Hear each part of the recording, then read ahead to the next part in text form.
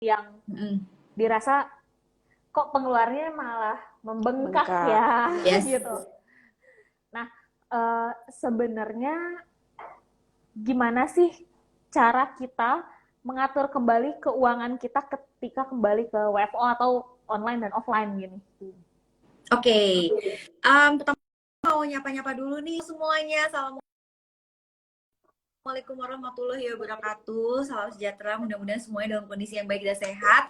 Kayak tadi yang join juga udah banyak banget ya, dari kota-kota yang berbeda. Nah, sambil juga Prita mau kasih tips nih buat semua yang hadir di sini dan juga ngobrol sama Mbak Nuzul dan juga Mbak Novi. Pengen tahu dong, yang datang nih dari mana-mana aja sih, kota-kota aja, supaya kita bisa tahu Mbak, kira-kira tips-tipsnya gimana. Karena kan kalau di Jakarta macet banget, tapi mungkin kalau di kota lain bukan macet yang jadi masalah. Oke.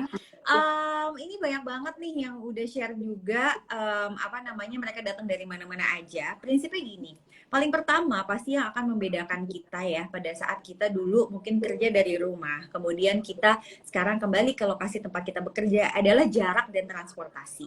Jadi jarak antara tempat kita tinggal dengan lokasi tempat kita bekerja itu akan sangat mempengaruhi budget kita.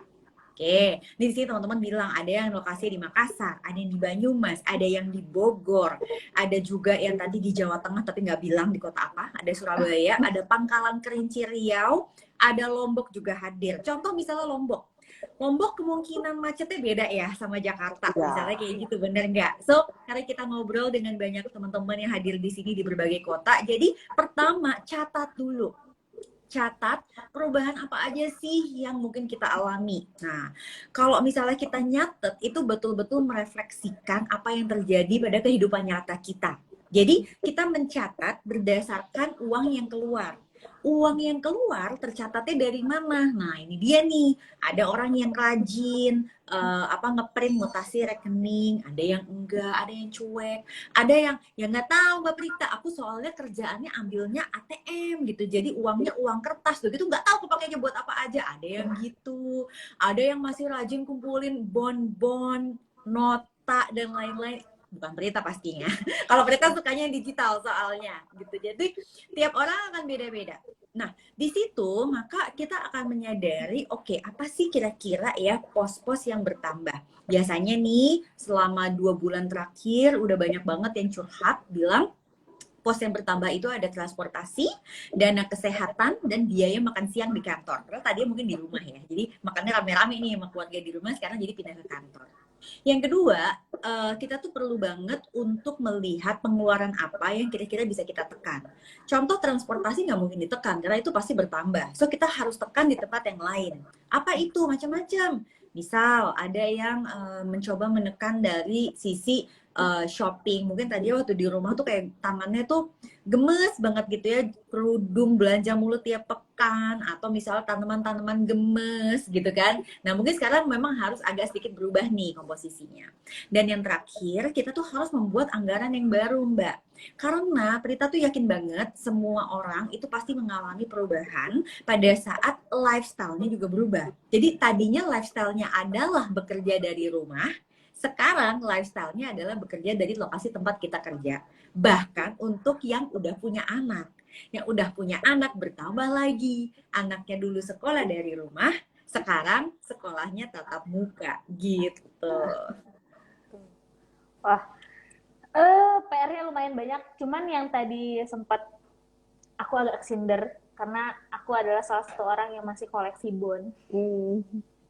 Jadi kalau lihat struk-struk di bahkan parkir itu tuh masih aku koleksi sampai sekarang karena karena menurut aku itu salah satu hal yang cukup lumayan penting. Kalau aku catat.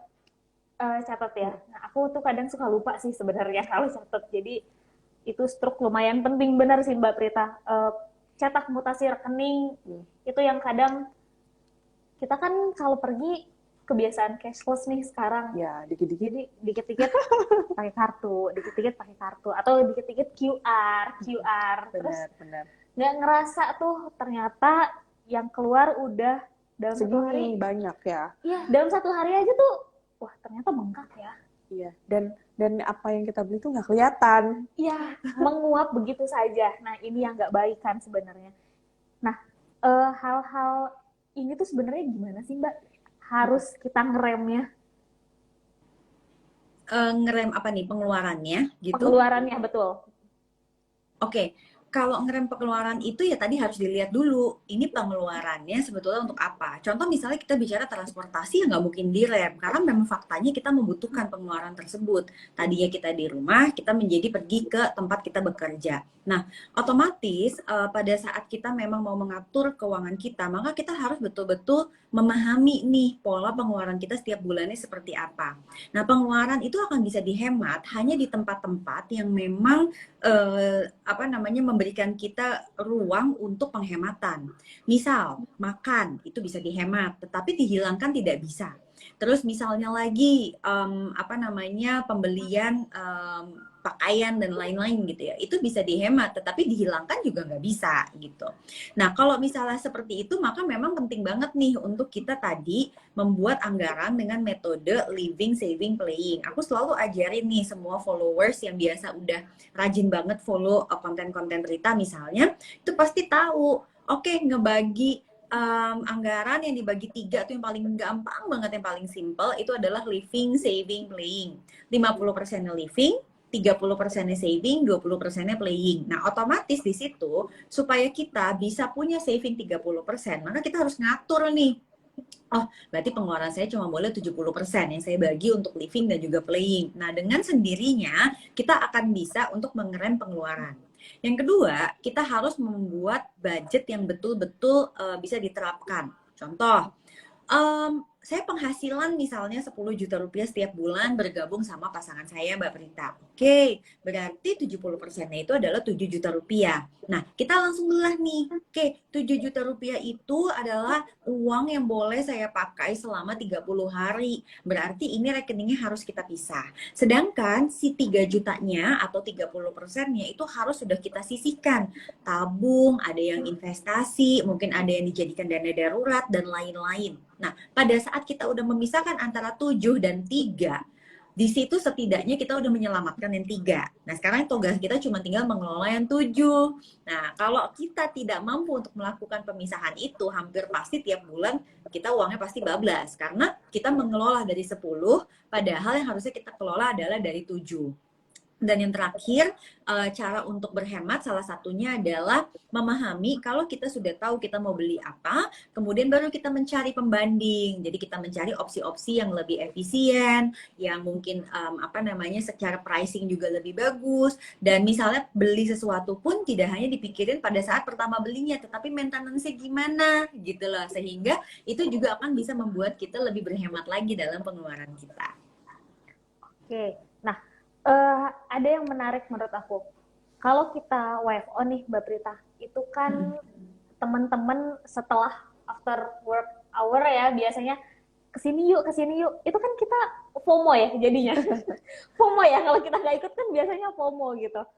Ini ada gosip apa nih yang nggak kita tahu gitu kan. Nah, sebenarnya gimana sih cara kita untuk tetap ikut Tapi ngerem gitu. Itu kan suatu dilema juga kan sebenarnya.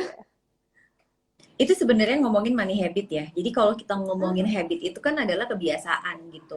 Jadi kalau itu sebenarnya bukan ke keuangan, tetapi itu lebih kepada bagaimana kita membiasakan diri kita terhadap suatu habit. Nah, habitnya itu apa sih? Misalnya kita harus bisa untuk menahan diri meskipun orang lain punya apa. Tapi kan sulit kalau kita bilang, oh kamu harus nahan diri ya. Pertanyaannya nahan diri itu gimana? Gitu. Nah, tiap orang akan punya mekanisme yang berbeda-beda. Ada yang mekanismenya itu adalah dia melupakan. So, biasanya dia akan disengage tuh dengan akun-akun media sosial yang membuat dia jadi kayak FOMO, lebih boros, dan lain-lain. Ada yang sifatnya seperti itu. Itu ibaratnya tuh kalau diistilahkan, oh kurang tahan mental nih dia, ngeliatin orang liburan dia marah gitu, atau misalnya ngeliatin orang makan di satu kafe dia kayak panas gitu loh, kayak aduh kok belum mencoba, padahal sebenarnya mungkin sebelumnya tidak timbul keinginan tersebut. Nah, ada lagi yang punya mekanisme itu adalah dengan memiliki target. Nah, target itu contohnya adalah kita kepingin punya sesuatu atau kita punya tujuan yang lebih tinggi lagi. Let's say apa? Misalnya ada yang naik haji, ada yang mungkin mau punya rumah, ada yang mungkin mau dana pendidikan anak. Nah, otomatis target itu harus ditulis, baik itu ditulis dalam bentuk tulisan maupun kita ambil sebagai gambar jadi wallpaper. Nah, jadi kita tuh jadi jelas gitu loh pada saat kita rasanya mau kayak belok gitu ya, tidak teguh pendirian terhadap apa yang kita bilang kita mau. Dengan melihat itu kita jadi diingatkan. Jadi kita harus pilih kira-kira kita yang mana ya, apakah kita memang caranya dengan detach, jadi yang tadi dengan unfollow dan lain-lain, atau cara kita malahan lebih kepada saya punya target, saya ingin achieve itu. Oke. Berarti dua hal yang berbeda sebenarnya ya. Dari secara finansial dan habitnya kita. Nah, sebenarnya Mbak, tema kita hari ini tuh kan merdeka finansial ya. Nah, itu tuh bahasa yang sering banget akhir-akhir ini kita dengar. Merdeka finansial. Tapi sebenarnya itu merdeka finansial tuh gimana sih? Ada tipsnya kah? Kayak gitu, Mbak. Dan apa sih sebenarnya merdeka finansial itu? Apakah kita merdeka kerja, finansial tapi itu kan sebuah istilah. Nah, merdeka finansial itu kan sebuah istilah tuh. Istilah apa sih? Itu kan istilah di mana kita berada dalam suatu kondisi. Nah, sekarang pertanyaannya, kita udah punya persepsi yang sama nggak nih tentang merdeka finansial? Mungkin coba deh kalau aku pengen ngobrol balik gitu ya ke Mbak Novi. Mbak Novi kan sudah berkeluarga misalnya. Kemudian kalau misalnya sudah berkeluarga, misalnya juga sudah ada anak, apa sih sebetulnya yang mau di-achieve terlebih dahulu, apalagi sebagai perempuan bekerja? Apakah merdeka finansial atau bebas finansial? Yang mana duluan buat Mbak? Bebas finansial kayak gini, Mbak. Oke, untuk Mbak Nuzul yang mana duluan? Bebas finansial atau merdeka finansial? Bebas finansial. Oke, nah untuk bisa bebas kita harus merdeka terlebih dahulu. Oke, untuk bisa bebas kita harus merdeka. Untuk Indonesia bisa berkembang, maka harus merdeka. Kita merdeka di 17 Agustus 1945, tetapi setelahnya kita mesti mengisi kemerdekaan tersebut supaya kita bisa bertahan dalam kemerdekaan tersebut. Berarti artinya kita bebas untuk membangun negara ini, bebas berkarya dan sebagainya. Sama dalam hal finansial juga seperti itu. Kita merdeka dulu, baru kita bisa bebas. Jadi artinya semua ada langkah-langkahnya. Kalau gitu merdeka finansial tuh apa? Merdeka finansial itu adalah suatu kondisi di mana kita tuh punya passive income atau kita punya penghasilan pasif. Penghasilan pasif kita ini mampu untuk membiayai kebutuhan hidup kita. Kalau orang yang udah bebas itu lebih tinggi lagi. Dia udah benar-benar bisa bebas dengan gaya hidup yang dia pilih. Kalau orang merdeka finansial belum seperti itu sepenuhnya. Jadi yang penting dia menciptakan dulu adanya penghasilan yang mana dia bisa peroleh dari tempat-tempat lain selain daripada dia bekerja. Kemudian dia bisa menghidupi kebutuhan hidupnya. Nah, orang yang bebas finansial, merdeka finansial itu biasanya ada 5 ciri-ciri tandanya. Ayo, udah tahu nggak? Nanti mungkin ini bisa ngebantu juga nih semua yang nonton, viewers kita hari ini, termasuk juga Mbak Nuzul dan Mbak Novi. Kalau kita ada 5 nih tanda merdeka finansial, mungkin saat ini kita belum meraih 5-5-nya. Nggak apa-apa, tapi paling enggak kalau kita bilang kita mau merdeka finansial, kita udah punya salah satunya. Oke, udah siap ya, jangan deg-degan. Oke, nomor 1. Kita jadi inhale exhale dulu nih, takut nih. Oke dong. Tanda orang yang merdeka finansial nomor 1 adalah tidak memiliki masalah cash flow bulanan. Oke, orang yang tidak memiliki masalah cash flow bulanan berarti kesimpulannya ya dia tiap bulan itu tidak kerepotan dalam memenuhi kebutuhan finansialnya, dia juga tidak dibantu dengan utang-utang yang sifatnya konsumtif. Itu ciri-ciri orang yang nomor 1 tidak memiliki masalah cash flow bulanan. Kemudian yang kedua, orang yang merdeka finansial itu biasanya dia sudah tidak punya lagi utang yang sifatnya konsumtif. Jadi pinjamannya tuh lebih sifatnya buat produktif atau dia punya untuk beli rumah gitu. Jadi hal-hal yang menciptakan nilai di kemudian hari. Yang ketiga, tanda orang yang merdeka finansial itu biasanya dia sudah mampu untuk mulai menyisihkan, bahkan sudah mengumpulkan dana darurat. Nah, aku belum masuk yang kedua terakhir ya. Dari 3 itu, kira-kira udah aman belum nih? Aku 1-2 kayaknya aman, Mbak. 3 baru permulaan. Walaupun kayaknya sih udah telat ya, Mbak Prita. Gak apa-apa. Jangan bilang udah telat. Mbak Nuzul gimana? Mbak Novi udah Sama. ngaku loh. Satu dua aman. Yang ketiga dana darurat. Perhitungan dana darurat itu kan cukup lumayan rumit ya. Jadi kalau aku Ngitungnya sih nggak rumit, Mbak. Ngumpulin yang rumit ya. ngumpulinnya yang rumit. Mungkin belum semua, Nggak apa-apa. belum kekumpul semua dana darurat. Tidak apa-apa sama sekali. Yang penting kita tahu dan kita on the way. Itu nggak apa-apa sama sekali. Nah, ini juga teman-teman di sini banyak yang bilang, aduh belum nih. Oke. Tapi itu adalah step by step yang tadi aku bilang. Nah, sekarang dua yang terakhir itu adalah orang yang merdeka finansial tuh biasanya dia sudah memiliki rumah miliknya sendiri gitu loh. Jadi memang saat ini situasinya mungkin sudah tidak kontrak, sudah tidak kos gitu, sudah punya rumah miliknya sendiri dan biasanya sudah mau lunas. Dan yang terakhir itu dia memiliki tabungan dan investasi untuk masa depan atau tujuan-tujuan keuangan yang dia inginkan. Nah, memang semua itu tuh tidak instan ya. Jadi memang itu disiapkan tuh satu demi satu. So, semua orang yang sedang berjuang untuk mendapatkan kemerdekaan finansialnya, semoga bisa terwujud. Wah, ini menarik nih Mbak. Kalau tadi di poin 3, 4, 5 dijalankan bersamaan itu gimana? Nggak bisa. Jadi kita harus sabar ya. Kalau misalnya ada orang yang bilang, bisa nggak Mbak semuanya dijalan bersamaan? Ya aku sih bilang mungkin bisa ya kalau kamu dapat warisan, aku selalu bilangnya begitu. Tapi kalau misalnya enggak, itu maka semuanya on the way. Nah, tenang aja, karena ini tuh sebetulnya ada langkah-langkahnya. Pada saat seseorang misalnya sudah tidak punya masalah cash flow bulanan, maka aku bisa pastikan, oh berarti income-nya dia lebih besar daripada pengeluarannya. Nah, itu udah hal yang bagus banget. Jadi, artinya dia udah bisa menahan diri. Karena kalau dia tidak bisa menahan diri, maka income berapapun biasanya habis. Ya. Oke, nah berarti kalau dia udah bisa mengelola, oh itu bagus. Jadi aku nggak perlu tanya, oh gaji kamu berapa, itu nggak relevan. Karena mau kata gaji ratusan juta, kalau dia juga spendingnya ratusan juta, sama aja. Dan aku udah banyak ketemu orang yang seperti itu. So, emang ada Mbak? Ada. Terus, yaudah kalau aku, jangan ngomong gitu. Kamu sekarang ngomong gitu karena mungkin penghasilannya misalnya 1 digit. Giliran nanti dia 3 digit, bisa aja habis juga gitu loh. Karena dia tidak memiliki ilmu untuk mengelola. Nah, yang kedua, kalau orang udah nggak punya masalah cash flow bulanan, Mbak, biasanya dia pasti tidak ambil utang-utang konsumtif. Karena dia udah mampu memenuhi kebutuhan hidupnya dengan penghasilannya, ngapain dia berutang lagi, selain kayak gitu, betul nggak? Nah, ya, kalau orang sudah tidak memiliki utang konsumtif, maka dia biasanya mampu menyisihkan. Nah, makanya dana daruratnya mulai kekumpul.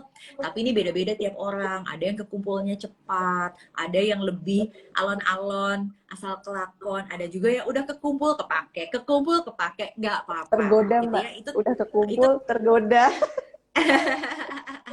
Itu nggak apa-apa. Nah, biasanya kalau orang udah punya dana darurat, dia akan mau untuk mengambil keputusan untuk punya rumah sendiri. Banyak orang yang kepengen punya rumah tapi takut. Takut apa? Takut misalnya mau ambil KPR atau cicilannya. Dia takut nggak bisa bayar. Tapi kalau dia udah punya dana darurat, biasanya dia udah lebih lega. Karena dia udah punya set of money yang dia bisa pakai. Gitu loh. Terakhir, kalau kita udah punya rumah, lama-kelamaan KPR kita juga mulai mau lunas nih. Nah, kita kan udah biasa nih nyicil dengan jumlah yang besar. Cicilan rumah itu kan fantastis ya biasanya besarannya. Nah, pada saat cicilan rumahnya itu mulai mengecil, itu kita jadi punya tiba-tiba tabungan kita naik karena kita udah kebiasaan gitu loh menahan diri kita dan kita bisa menyisihkan. So itu semuanya akan berjalan perlahan-lahan, tetapi percayalah kalau kita lakukan itu satu demi satu, insya Allah pasti akan tercapai satu demi satu. Oke. Poin tadi terakhir kelima, investasi. Kalau sekarang tuh jenis investasi kan banyak nih Mbak Prita. Tadi ada pertanyaan dari Tokyo Dome. Itu kalau kita investasinya dari barang-barang branded, ini lumayan menarik. Iya, sekarang kan kayaknya banyak ya. Benar, barang-barang branded banyak banget, dan kalau kita lihat mungkin kemana-mana tuh orang udah pakai barang branded semua rata-rata. Yang harganya juga bukan hal yang bukan murah. Bukan 1 juta 2 juta ya. Bukan murah gitu. Harganya udah lumayan, udah hampir M, bahkan ada yang 6, 8 yang kalau kita keluarin hanya dipakai gitu kan. Iya. Nah, apakah itu termasuk ke investasi Mbak Prita? Oke, kalau kita bicara barang branded ini sebetulnya udah level yang paling agak jauh ya, karena kita ngomongin barang koleksi. Kita ngomongin jenis aset yang sifatnya collectibles. Nah, ini butuh ilmu dan memang ini bukan buat semua orang. Satu, kita bicara barangnya itu sendiri. Oke, kalau barangnya itu adalah barang konsumsi, artinya dia mungkin mengalami perubahan. Misalnya kulitnya rusak atau gimana sehingga di situ ada perawatan. Jadi nggak sembarang barang branded itu sebetulnya bisa menjadi aset investasi. Hanya jenis-jenis tertentu, merek tertentu, bahkan yang dengan model tertentu. Itu memang betul bisa. Nah, yang kedua, harus ada pasarnya. Jadi yang namanya harga naik itu dikondisikan oleh demand dan supply. Kalau demand-nya banyak, supply-nya sedikit, otomatis diperebutkan, bener nggak? Jadi pasti nilainya tiba-tiba naik gitu. Ya. Itulah kenapa ada beberapa jenis barang branded. Misalnya kita bicara tas, kok harganya naik terus? Karena memang supply-nya terbatas banget gitu loh. Supply-nya terbatas banget, yang kepengen beli banyak. Dapetinnya pun juga susah, makanya harganya jadi naik. Karena harganya dinaikkan pun, orang tetap mau beli. Nah, kalau itu yang terjadi, maka berarti pasarnya ada. Nah, apakah selalu kenaikannya sebesar itu? Belum tentu, karena kita berbicara demand dan supply. Kalau ternyata pada momen kita mau jual, supply-nya lagi banyak, malah yang mau belinya dikit gitu loh, karena mungkin trennya berubah. Jadi, oh sekarang yang ngetren tuh misalnya jenis yang mana, ya bisa juga malah harganya turun gitu, atau tidak bisa dijual sesuai dengan keinginan kita. So, kalau berinvestasi di barang branded, jawabannya bisa, tetapi itu bukan untuk semua orang. Jadi kalau untuk yang semua orang, aku saranin untuk start dengan investasi-investasi yang memang berbasis keuangan di pasar modal, seperti contohnya reksadana, SPN retail, saham, atau kalau mau yang berbentuk fisik misalnya emas, bisa start dari situ. Oke, nah ini ada pertanyaan juga nih Mbak Novi, Mbak Prita dari Viva Vimo. Mbak Prita, kalau dana darurat idealnya berapa persen dari gaji ya? Lalu baiknya instrumennya berupa uang atau logam mulia? Oke, kalau kita berbicara dana daruratnya itu sendiri adalah saldo yang memang kita targetkan. Jadi, misalnya di sini teman-teman biaya hidupnya 10 juta rupiah. Oke, berarti minimum dana darurat yang aku target, aku pengen mencapainya adalah 30 juta rupiah. Nah, gimana cara aku mencapai 30 juta rupiah itu? Kan saat ini aku misalnya cuma punyanya adalah gaji Mbak Prita. Aku belum punya aset-aset lain. Maka kita menyisihkan nih tiap bulan dari gaji. Biasanya kita sanggup menyisihkan kira-kira 10% deh dari gaji kita buat dana darurat. Dengan demikian, dana darurat itu bukan persentase dari gaji, tetapi kita menyisihkannya, alokasinya dari gaji. Nah, kita taruh di satu tempat di mana kita berharap targetnya nanti tercapai. Tempatnya di mana? Paling bagus itu tempatnya adalah di tabungan. Tetapi kalaupun juga misalnya mau yang aku nggak mau tabungan, takutnya kalau tabungan gampang diambil, maka alternatif berikutnya adalah reksadana pasar uang, gitu. Wah, dari jenis investasi aja banyak banget ya. Yeah. Nah, Mbak Novi, investasi apa yang sudah Mbak Novi ikuti? Aku belum aja. Tabungan aja. Tabungan aja ya. Itu juga, tabungan tuh suatu hal yang kita juga PR loh ngelakuinnya. PR ini yang godaannya benar. Tapi karena apa ya, ada motivasi sendiri lah, pokoknya aku harus punya tabungan sekian gitu. Betul, karena ada tujuan khususnya ya, apalagi sudah berkeluarga kan, sudah punya anak, pasti harus mikir ini sekarang anak SD, belum jangan SMP, mikir kesenangan SMA, pengen beli apa gitu apa aja gitu. Iya, betul.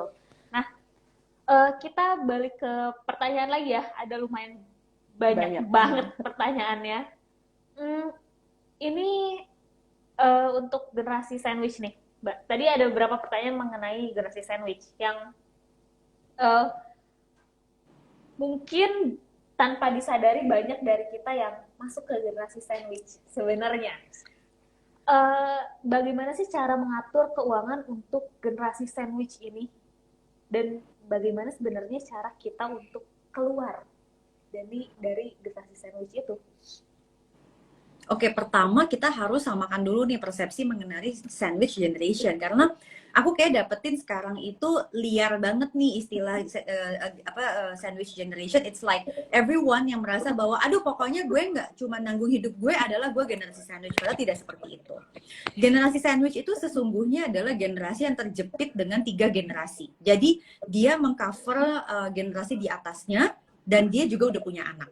Banyak banget yang suka cerita ke aku, dia masih single tapi dia bilang dia generasi sandwich. Itu sebenarnya kurang tepat gitu loh. Karena yang namanya sandwich itu kejepit gitu loh. Kalau udah kejepit itu berarti kemungkinan dia sebetulnya udah punya anak.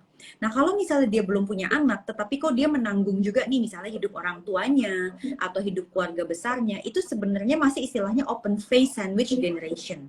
Ya betul, dia bertanggung jawab in terms of karena ya siapa lagi kalau nggak Mbak Prita. Tapi kalaupun juga dia tidak lakukannya, sebetulnya misalnya kayak adiknya atau apa ya, mau nggak mau terpaksa harus cari beasiswa atau apa. Tapi kalau pada saat dia punya anak, kan nggak mungkin anaknya nggak dia cover. Jadi sebetulnya generasi sandwich yang sesungguhnya ini supaya teman-teman juga paham, itu harus mengcover atas dan bawah. Atau misalnya pinggir dan bawah, itu harus seperti itu. So if not, then itu baru namanya adalah open face. Yang kedua, kita harus tahu seberapa jauh kita mendanainya. Kalau ke anak, otomatis semuanya pasti. Biaya hidup, gaya hidup, semuanya di cover. Tapi kalau kita bicara untuk ke atas, jadi misalnya orang tua atau mungkin ke saudara kita, maka you have to choose. Orang banyak yang ngasih aja tetapi dia tidak menyadari yang dia lakukan itu sebenarnya baik atau tidak. Contoh, aku banyak menemukan nih, bukan banyak deh, tapi ada. Tolong dong, apa namanya itu kamu cicilin motor buat kakak ipar kamu. Lah, dia bingung kenapa jadi saya yang tanggung jawab nyicilin apa motor kakak ipar saya ya. Terus jawaban ibunya adalah, soalnya kan kamu yang gajinya paling gede. Nah, artinya apa? Keputusan dia untuk mau mendanai gaya hidup kakak iparnya atau dia hanya membantu biaya hidupnya. Bisa dipahami ya bedanya di situ. So, pada saat kita bilang bahwa oke, saya mesti mengatur pengeluaran siapa yang kamu ambil? Apakah biaya hidupnya atau termasuk gaya hidupnya? Kalau kita bicara biaya hidupnya, berarti kalau tadi kita pakai konsep living, saving, playing, maka livingnya itu adalah termasuk keluarga besar yang kita cover juga. Karena kalau kita nggak cover, ya dia nggak bisa hidup. Namanya juga biaya hidup. Tapi kalau kita nggak cover itu dia bisa hidup, itu berarti gaya hidup. Gitu loh. Ya kan? So it's your choice. Mau ikut mendanai atau tidak. Misalnya teman-teman bilang, ya habis daripada pusing, udahlah nanti aku nggak bisa kerja, berisik banget soalnya. Ya udah itu berarti kan uang tenang kamu gitu loh. Kamu keluarin itu karena kamu nggak kepengen nih dengerin apa segala. Tiap orang mekanisme beda-beda. Nah yang terakhir, tadi pertanyaan Mbak Nuzul adalah gimana cara keluarnya. Jawabannya nggak bisa Mbak. Karena generasi sandwich itu it's a situation. Yang bisa adalah memutus. Dalam arti anak kita nggak begitu. Tapi kalau kita udah mengalami, memang I'm so sorry, secara keuangan itu hampir nggak bisa. Kenapa? Ya terus kamu mau ngapain? Kan kalau misalnya kita punya keluarga kita let's say perlu dibantu karena memang udah tidak bisa berdaya lagi, then we have no choice selain kita memang membantu, betul nggak? Kalau untuk yang ke samping, suatu hari nanti harapannya misalnya adik kita atau apa, dia berdaya karena oh dia udah memasuki angkatan kerja. So later on dia udah nggak akan tergantung sama kita lagi. Dan itu baru mungkin ada apa perubahannya. Tetapi kalau di luar itu sih aku tidak melihat kita bisa keluar. Kita memutus ke bawah bisa. Tetapi kalau keluar ya kita harus jalanin aja. Dan aku percaya kalau sampai teman-teman mengalami itu, maka aku selalu bilang ya udah. Dan if you have that, itu artinya takdir. Dan jangan menyalahkan takdir yang sudah terjadi. Ya kita jalanin ikhlas daripada uangnya udah keluar, ikhlasnya enggak nggak dapet apa-apa, rugi banget, Mbak. Iya benar. Iya, benar. Itu balik lagi pilihan sih ya.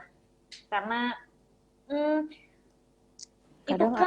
kadang ada yang masih bisa kita pilih dan memang harus seperti itu. betul, dan itu kan bukan sebuah kewajiban kan ya, kasarnya ya kan. Ya, itu bukan sebuah kewajiban kita untuk membiayai di luar keluarga inti kita gitu kan.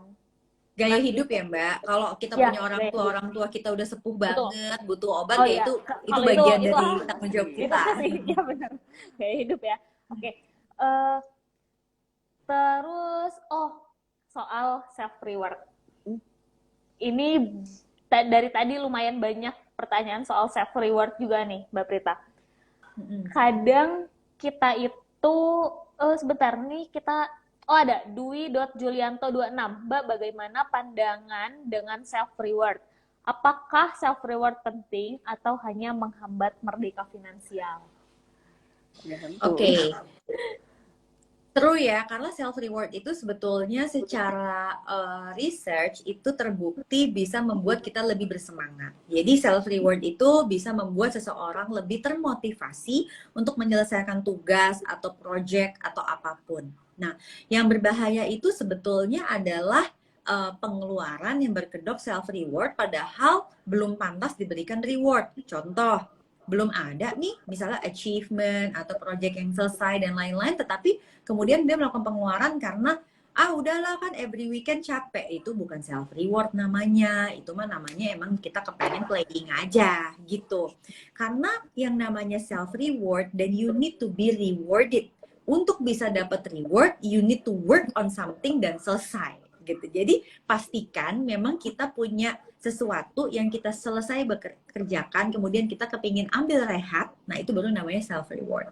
Tapi kalau tiap pekan melakukan apa, kemudian kita bilang bahwa itu self reward, itu mah bukan ya. Bisa jadi takutnya itu sebenarnya pengen rebahan aja. Gitu. Berkedoknya self reward, berkedok self reward itu sering terjadi ya dan terlihat gitu. Nah, kembali lagi kalau yang kita tahu saat ini tuh pandemi merubah banyak hal ya kan. Kalau sekarang di Epson Indonesia itu udah menerapkan hybrid working, Mbak Prita. Nah, apakah di Zap Finance juga melakukan hybrid working? Termasuk Mbak Prita Termasuk sendiri. Mbak Prita sendiri juga. Oke, aku mungkin pingin memperjelas hybrid working ini apa. Oke, jadi kalau di Epson, hybrid working-nya kita itu kita tidak harus selalu berada di kantor, tapi kita bisa dua sisi, online dan offline gitu. Jadi masih ada WFH. Masih ada WFH itu, terus juga secara dokumen yang asalnya dari offline, hard copy gitu, itu sekarang sudah digitalisasi kayak gitu. Tapi kalau kita ke kantor ya kita tetap menggunakan dokumen hard copy kayak gitu. Cuman ketika kita lagi onsite misalnya atau kita lagi ke tempat customer itu kita digitalkan. Ya, atau misalkan kita meeting harus datang ya dulu. Betul. Sekarang bisa lewat Zoom.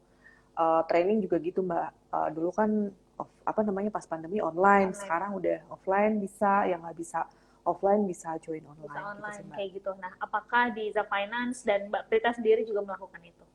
Oke, kalau kita memilihnya adalah pada saat semua datang ke kantor, semua datang ke kantor. Pada saat semuanya itu working from home dan everyone is working from home. Kenapa?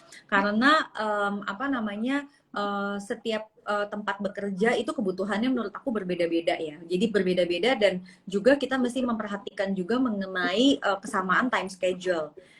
Seperti tadi juga di awal mungkin udah sempat diobrolin kayak misalnya kalau misalnya kita remote working gitu loh, kita mesti menunggu nih, let's say misalnya untuk bisa kontak orang kadang nggak langsung bisa di call, atau misalnya di call tetapi nggak langsung nyaut lah apa gimana, macam-macam lah gitu, dengan masing-masing punya apanya masing-masing, nggak paham aku. Nah intinya kita kembali ke kantor tetapi tidak seminggu 5 hari gitu. Jadi kita sekarang ada 4 hari yang memang kita work from the office, and then ada 1 hari yang work from home, tetapi tidak gonta-ganti. Jadi bukan misalnya yang ini boleh dan kayak suka-suka gitu, kita nggak lakukan itu gitu, karena kita lebih efisien rupanya kalau untuk tim kami adalah semuanya ke kantor, semua ke kantor, semua dari rumah gitu, dan itu udah ditentukan jadwalnya. Oke, berarti terhitungnya masih hybrid ya Mbak, karena kan masih menerapkan WFH WFO ya. Nah kalau boleh saya tanya Mbak Prita, penerapan WFH WFO ini karena setelah pandemi untuk menekan penyebaran atau memang sudah diterapkan dari sebelum adanya pandemi? Kalau aku pribadi, of course, aku nggak bisa kerja di kantor terus ya, karena kan pekerjaan aku juga sering banget keluar, gitu, Mobile. sering Mobile keluar ya, kota dan betul. lain-lain gitu. So, I think it's about kita ngomongin function ya. Kalau function nih misalnya administration, finance gitu, otomatis mereka ke kantor terus lah gitu. Ya, Tetapi kalau yang functionnya itu misalnya kayak aku consultant ya, otomatis kita pasti akan apa mobile. namanya banyak work from anywhere istilahnya itu kayak gitu. Jadi beda-beda ya. Kalau di tempat kami sebenarnya hampir semuanya ada lah. Ada yang memang harus work from the office, ada yang memang dia bisa apa work from anywhere, dan apa namanya ada juga yang memang dia bisa oh ya bisa memilih gitu. Kira-kira tuh kayak gitu. Oke, ini ada statement juga nih dari tadi namanya, oke, keskip namanya, tapi dia mention bahwa hybrid working adalah Bagus. suatu Kalau yang bagus. betul.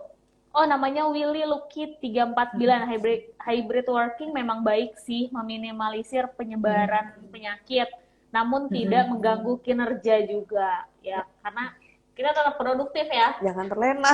Jangan terlena dengan hybrid working gitu. Yes, Berita karena yang menurut aku yang work penting from banget ya pada anywhere saat gitu. pada saat Ya. hybrid working tuh yang penting banget adalah integrity. Itu yang menurut aku tuh harus dibangun oleh setiap orang. I mean, integritas tuh apa sih? Let's say misalnya, ya we work from everywhere gitu, tapi taunya misalnya lagi di salon, nggak bisa dikontak gitu ya. I mean, ya itu about integrity. Aku tuh selalu bilang bahwa everything kita udah dewasa, working is about integrity. So, actually yes, people can work from anywhere kalau semuanya punya integrity yang sama. Tapi pada saat integritinya berbeda-beda, nah di situ kita akan ada problem tuh pasti. Iya, malah justru menghambat, ya kan? Malah bisa menghambat. Jadi memang integrity is always put first, itu penting banget. Oke, nah kalau dari Mbak Novi, equipment apa sih yang biasanya diperlukan ketika hybrid working? Yang pastinya gampang dibawa kemana-mana. Karena kan kita nggak selalu stay di satu tempat kan. Mobile misalkan kayak Mbak Prita nih, kemana-mana. Yang gampang dibawa kemana-mana, yang mudah dikoneksikan, terus support ke berbagai macam device lah, itu gampang. Kalau dari Mbak Prita sendiri, equipment apa yang biasanya Mbak Prita butuhkan untuk hybrid working? Aku tuh kayak udah punya satu tas gitu ya, yang memang aku tuh udah segala macam aku taruh di situ. Jadi semua yang portable itu pasti harus aku bawa gitu. Dari mulai apa namanya laptop, kemudian kadang lampu yang kecil gitu ya, karena kadang kita nggak tahu ada di mana, sampai apa namanya stand buat nahan apa handphone, charger, udah gitu aku juga kadang bawa printer, scanner yang portable juga gitu kan. Wah, pokoknya aku kayak punya satu tas yang kayak kantor berjalan. Itu memang harus dibawa kemana-mana. Satu tas. Biasanya biar nggak ketinggalan ya Mbak Prita, jadi udah dalam satu tas, tinggal angkut gitu ya. Nah, kalau di depan kita ini ada scanner DS. Mobile. Scanner mobile ya, DS360W, yang dimana Mbak Prita kemarin sempat pakai juga. Kalau kita lihat dari videonya Mbak Prita, dipakai jalan-jalan ya, dipakai di mobil dipakai juga, kerja. dipakai kerja, dia ikut jalan-jalan kemanapun Mbak Prita pergi gitu. Nah Mbak Prita boleh nggak sih di-share sedikit kemarin gimana sih rasanya sempat pakai DS360W? Maksudnya gimana penggunaannya, apakah memberikan kemudahan sendiri atau gimana Mbak Prita? Iya, waktu aku tanya, kalian tahu nggak aku lagi ngapain? Lucu deh, dia yang jawab, itu kayaknya ini yang bak kotak bento gitu. Dipikir aku lagi nyiapin bekal anak. Jadi artinya itu suatu hal yang positif ya. Artinya, wow, itu ternyata sebuah gadget elektronik yang bisa menyamar sebagai kotak bento. Jadi artinya kecil banget gitu, sampai orang pikir itu kotak bento. Pastinya mudah ya, jadi apa namanya, buat aku penting banget untuk dibantu oleh gadget-gadget yang mudah koneksinya, kemudian ringan, Terus ya itu bisa muat tas aku yang segabrek-gabrek banyak barang itu, gitu tuh penting banget. Dan apa namanya, bisa lebih reliable lah gitu. Kira-kira pada saat mungkin di foto aja nggak cukup karena tulisannya bisa pecah dan lain-lain. Nah ini sangat membantu banget gitu. Karena kadang ada dokumen-dokumen penting yang tulisannya juga kecil-kecil, di foto juga nggak bisa gitu kan. Mungkin sempat itu ada yang sempat nanya juga, kan emang nggak bisa difoto?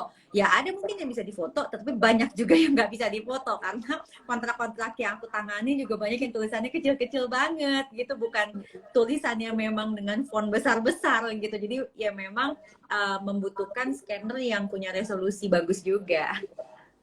Oke. Nah, Mbak Novi, sebenarnya keunggulan dari DS360W ini apa sih selain dia mobile ya? Otomatis kalau mobile dia punya baterai, betul? Wi-Fi, Baterai, baterai. oke. Nah, selain itu apa aja? Ya, selain itu untuk kelebihan dari scanner DS360W sendiri, dengan bentuk yang kecil ya, tapi dia bisa digunakan untuk men-scan berbagai macam dokumen. Jadi nggak cuma dokumen kertas aja, tapi bisa juga untuk kartu.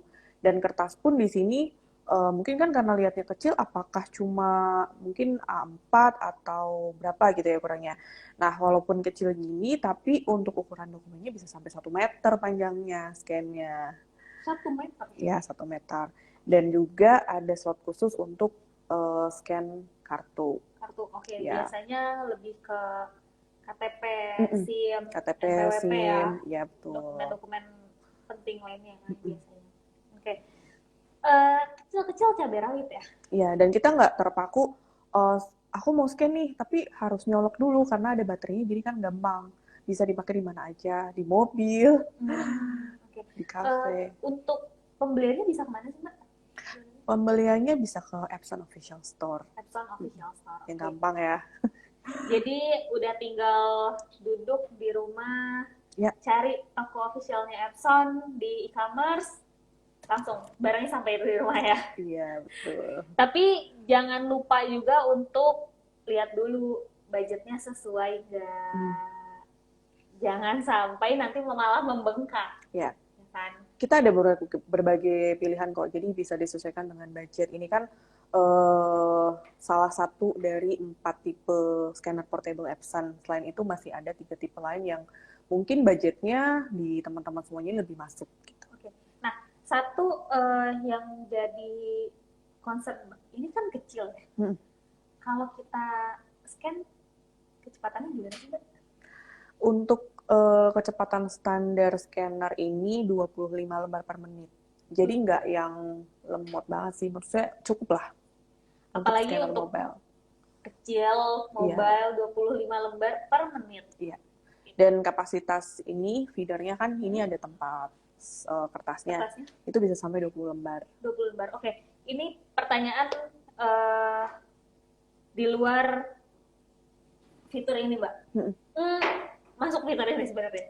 Apakah dia bisa scan berbagai ukuran dokumen sekaligus? Ya, bisa. Misalnya A4, F4, sama resip gitu ya, kan. Resip itu kan A5 ya. bisa. Itu bisa langsung. Bisa, dan sekali scan misalkan kontennya memang dokumennya bolak-balik itu juga bisa langsung scan. Jadi dalam sekali tarik udah langsung bolak-balik. Dan hanya butuh handphone. Bisa pakai handphone, bisa pakai PC. Tapi sekarang kan orang kan lebih milih yang gampang ya, cara gampang. Jadi kita bisa download aplikasi yang bisa diinstal di mobile device, baik itu di iOS ataupun di Android, namanya Epson Document Scan. Epson Document Scan. Untuk instalasinya mudah banget ya, Mbak ya. Tinggal kita install, kita download, terus kita konekkan ke Wi-Fi-nya scanner, udah langsung bisa dipakai. Setelah itu mau hasil scan-nya mau di-share via, biasanya kan kalau di handphone kan ada email, ada WhatsApp, nah udah tuh langsung. Langsung share ya. Nah, kalau udah ada yang beli, terus bingung cari Wi-Fi-nya mana sih? Itu biasanya ada di... Jadi ketika scanner ini nyala, Wi-Fi-nya tuh udah otomatis udah nyala. Jadi tinggal nama Wi-Fi-nya apa gitu kan biasanya untuk bisa connect. Nama Wi-Fi-nya itu ada di bawah scannernya. Jadi ada tulisan SSID dan ada passwordnya juga. Oke, nah nanti kalau ada yang bingung tuh tinggal dilihat aja bawah scannernya gitu. Nah, kalau masih bingung, bisa WhatsApp ke call center. Bisa WhatsApp ke call center, nanti dibantu sama call center. Terus Ada yang tanya dari Willy Lucky 349 untuk scanner DS360-nya simplex atau duplex? Duplex. Jadi sudah support duplex walaupun kecil. Walaupun kecil. Nah, ada lagi Liana Sulisyono. Ini bisa buat USB ya, Kak? Kalau maksudnya scan ke USB flash disk belum bisa. Jadi ada tipe sendirinya. Cuman kita bisa nge-save ke handphone. Dari handphone mungkin baru tuh pakai micro USB. Gitu. Kita ke 3 pertanyaan terakhir mungkin ya sebelum closing. 1 pertanyaan untuk Mbak Novi. Untuk baterainya itu bertahan berapa lama ya? Dan waktu chargingnya berapa lama? Untuk baterainya kalau ini ya masih normal dan full bisa 500 lembar dokumen. Gitu. Jadi untuk chargingnya tergantung nih, karena kan ini kan sudah USB 3. Kadang-kadang kan orang ada yang ngecasnya pakai kabel bawaannya USB 3 atau pakai kabel powernya bawaannya pakai adapter. Kalau pakai adapter sekitar 2 jam. Kalau pakai USB 3 lebih lama, sekitar 4 jam. Oke. Nah, kita balik ke Mbak Prita. Mbak Prita, ada yang tanya dari Listia_S. Apakah mengatur keuangan sesuai dengan pos-pos kebutuhan merupakan langkah menuju ke merdeka finansial? Iya, jawabannya adalah iya. Oke. Nah, jadi memang pos-pos keuangan tuh penting ya. Kalau tadi simpelnya Mbak Prita bikin 3. Kalau mau dilebihkan juga nggak apa-apa, tergantung kebutuhannya lagi. Nah, kita lihat 1 pertanyaan terakhir untuk Mbak Prita sebelum closing ya. Oke, sebentar. Nah, kita mulai ke investasi kali ya. Dari Liana Wati Sulisyono lagi. Mbak, kadang-kadang trading itu dibilang investasi. Apakah trading kayak forex itu termasuk investasi?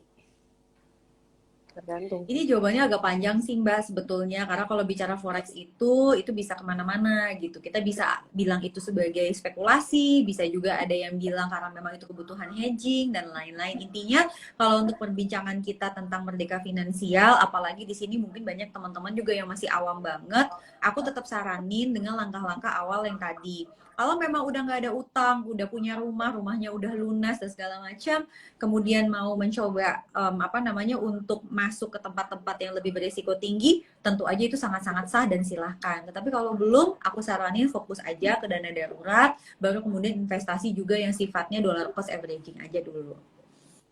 Oke, nah yang penting fokus di 5 hal yang tadi dulu untuk merdeka finansial, baru kita bisa bebas finansial ya. Step by step-nya udah dikasih tahu nih sama Mbak Prita. Mungkin teman-teman bisa, yang belum mulai 1 pun bisa mulai.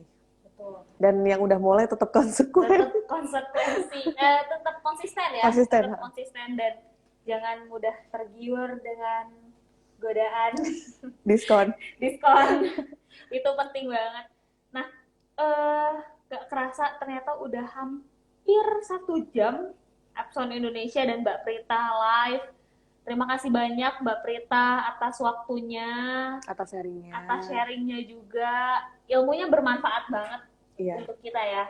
Ternyata banyak garis besar yang tanpa sadar kita lewat. Kalau dari saya tadi ternyata masih ada 3 step lagi untuk merdeka baru kita bebas.